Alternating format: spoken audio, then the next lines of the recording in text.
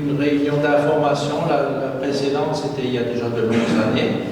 Et merci à Chantal, à son fils et à nos représentants des secouristes qui sont là aussi, parce que aujourd'hui, il faut que ça soit quelque chose de convivial, un échange aussi entre vous et nous, et surtout entre les formateurs, puisque moi je serai davantage près de ma caméra, et on essaiera de faire en sorte qu'à la fin de la soirée, quand ça se terminera, chacun ait des connaissances nécessaires à pouvoir un jour peut-être sauver quelqu'un, aider à sauver quelqu'un et faire en tout cas les premiers gestes d'urgence.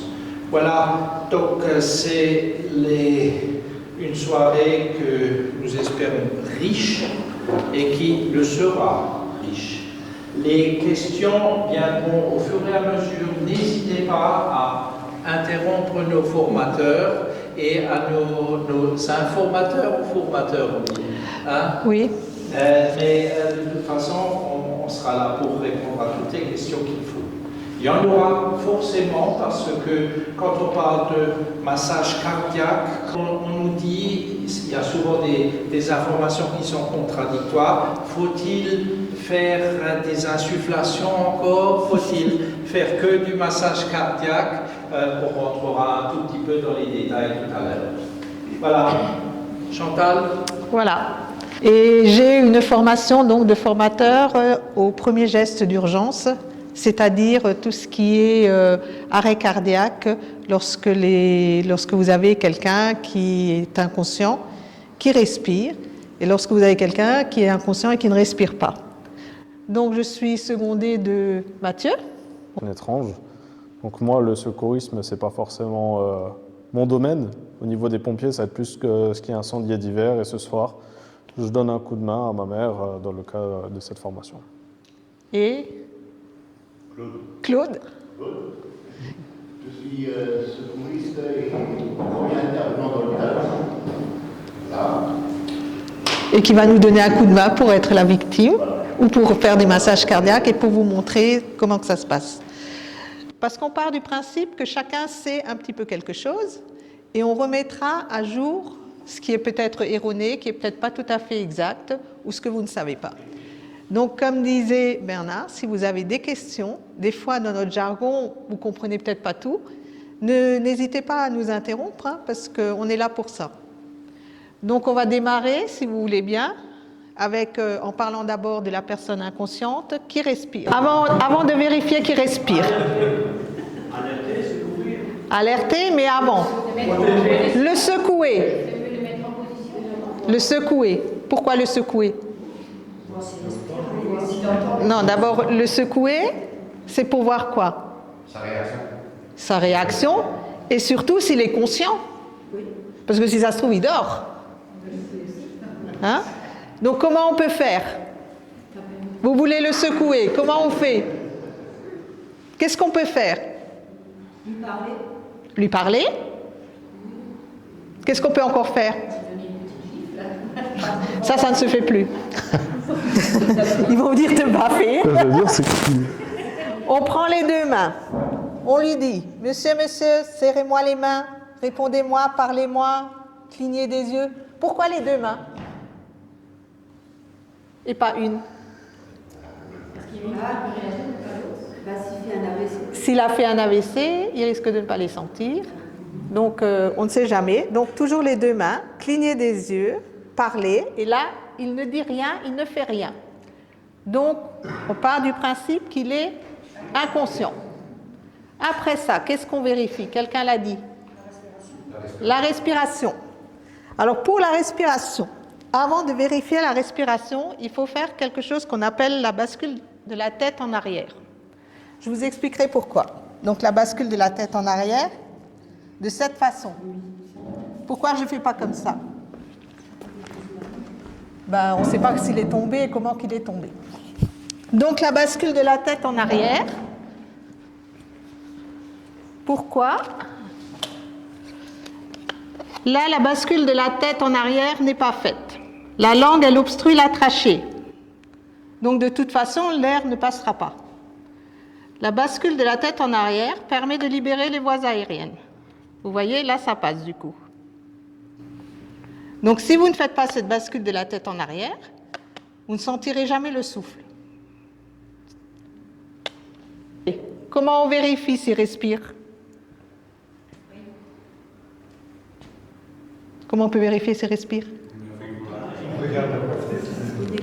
On s'approche, on sent le souffle et l'abdomen qui se soulève. Donc du coup, vous avez quelqu'un d'inconscient qui respire. Qu'est-ce qu'on fait après?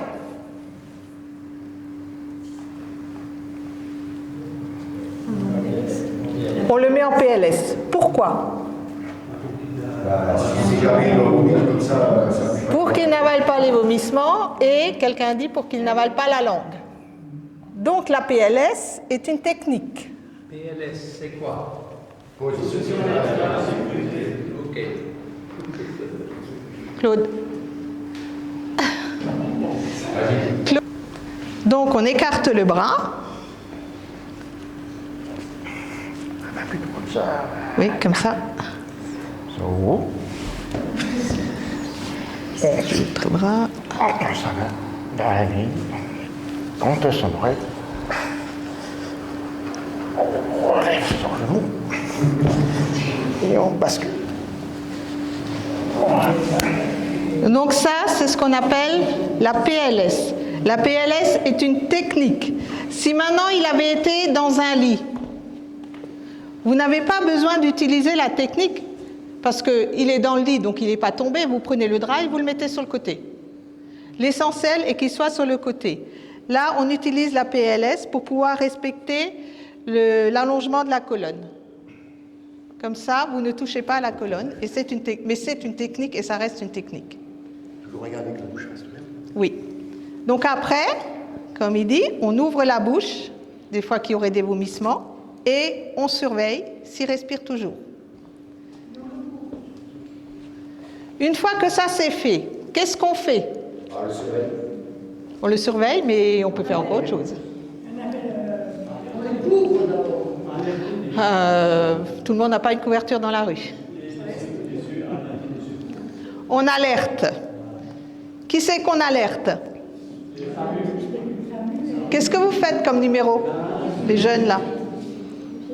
Vous faites quoi comme numéro? 18? 15? 112? Et 114. 114. Le 114, c'est un des derniers qui est apparu, c'est celui qu'on utilise sous forme de SMS. Donc, une fois que vous alertez, vous faites le 15, qu'est-ce que vous allez dire?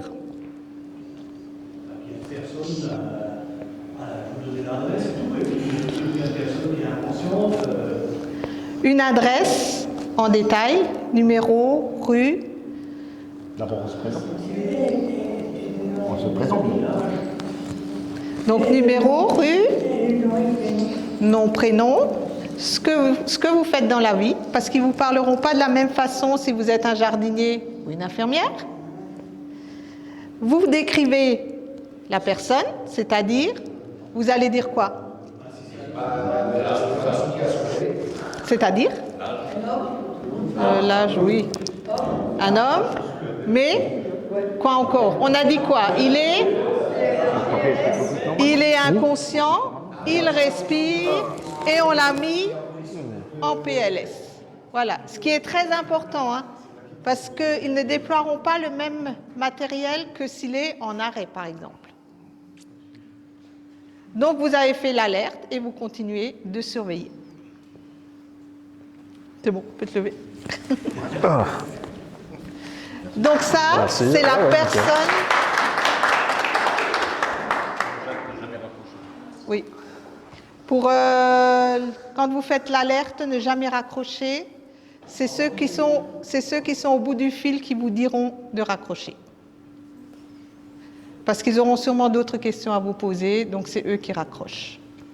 Donc voilà pour la personne inconsciente qui respire. Vous avez des questions ?